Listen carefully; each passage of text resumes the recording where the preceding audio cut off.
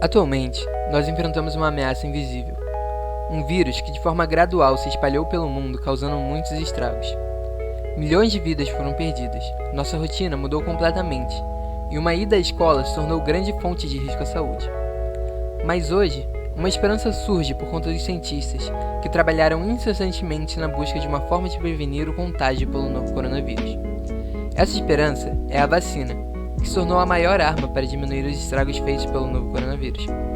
Assim, sonhamos que um dia possamos erradicar a doença, como já foi feito com a paralisia infantil e o sarampo no Brasil, e a varíola no mundo inteiro.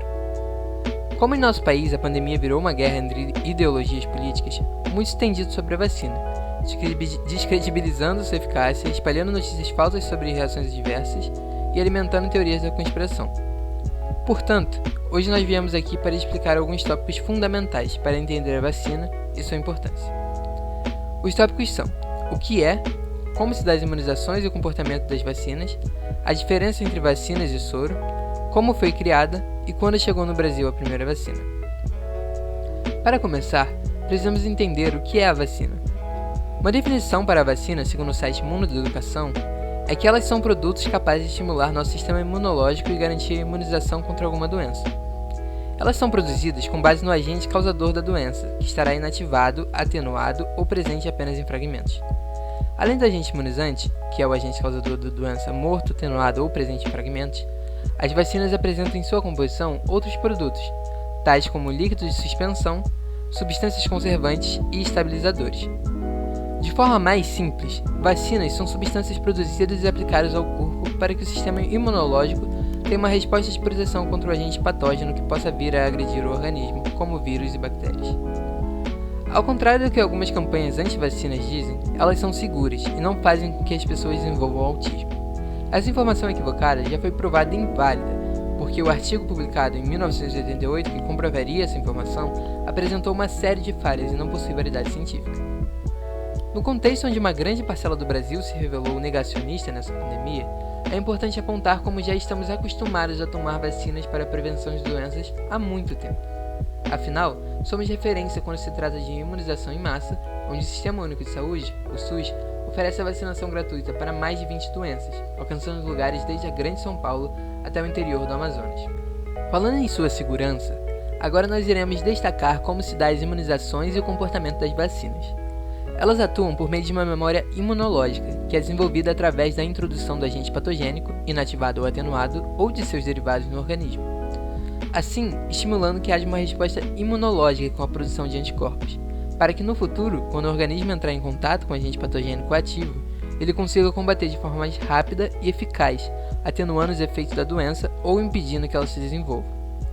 Embora a vacina tenha diversos efeitos positivos para o indivíduo, escolher se vacinar não é uma escolha que afeta apenas o individual. Por ser a principal forma de prevenção de diversas doenças, ela não só é importante para que o indivíduo não adoeça, mas também para evitar que esse indivíduo seja vetor de transmissão da doença para outras pessoas.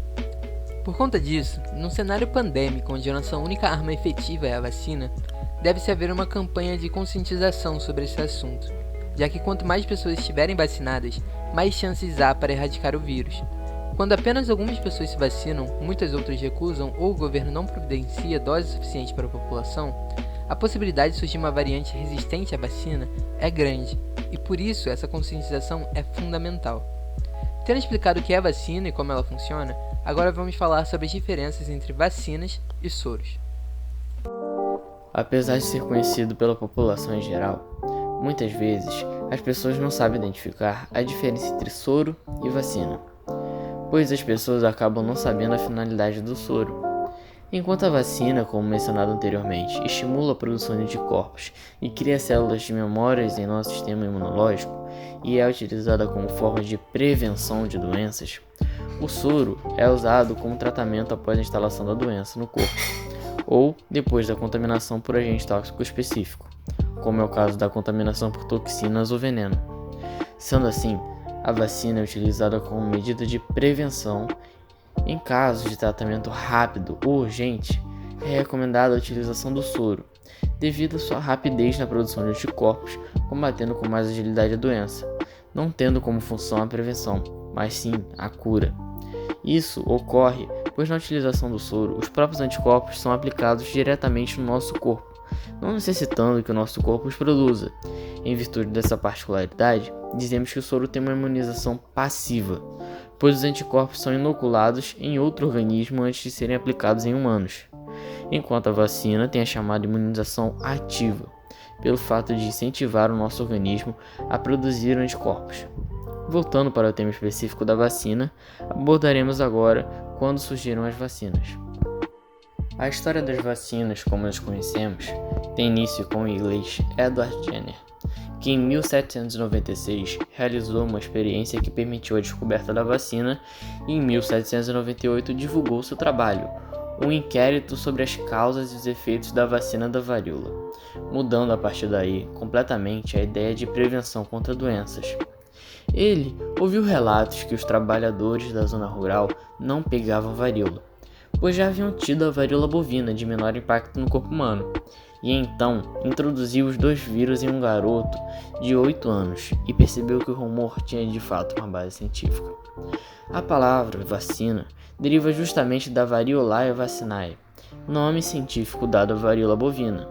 Em 1881, quando o cientista francês Louis Pasteur começou a desenvolver a segunda geração de vacinas voltadas para combater a cólera aviária e o carbúnculo, ele sugeriu o termo para batizar a sua recém-substância, em homenagem a Jenner.